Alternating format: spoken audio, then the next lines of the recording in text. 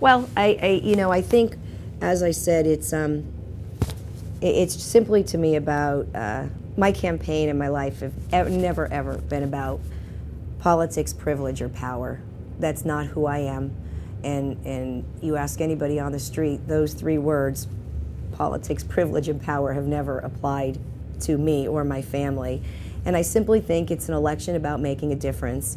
It's an election that we want to have change.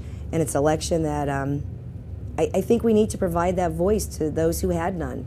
There was juveniles who've had no voice for a long, long time. And I think our county and the voters recognize that we need to make sure we're taking care of those people.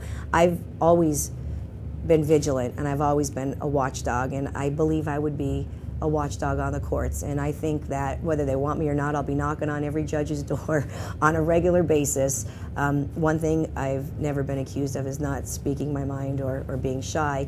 And there won't be that period where they just didn't communicate. The judges didn't. There was power in the hands of some and the rest were left out.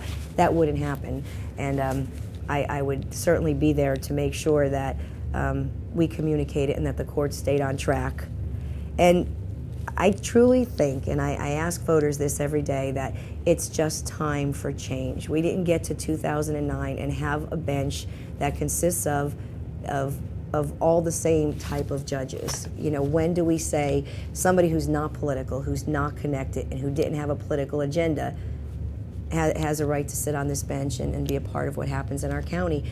And that's what I'm doing. I'm stepping up as a mother, as a prosecutor, as a lawyer, as someone who has been passionate about people who were wronged. But that's what we need. We need to make sure that society is safe and well, and that the people who are supposed to be safeguarding that, our judges, are doing just that. And that's my promise to the voters, and that's when I ask people to vote for me, to put it in there, and let's mix it up. Let's have some diversity on our bench.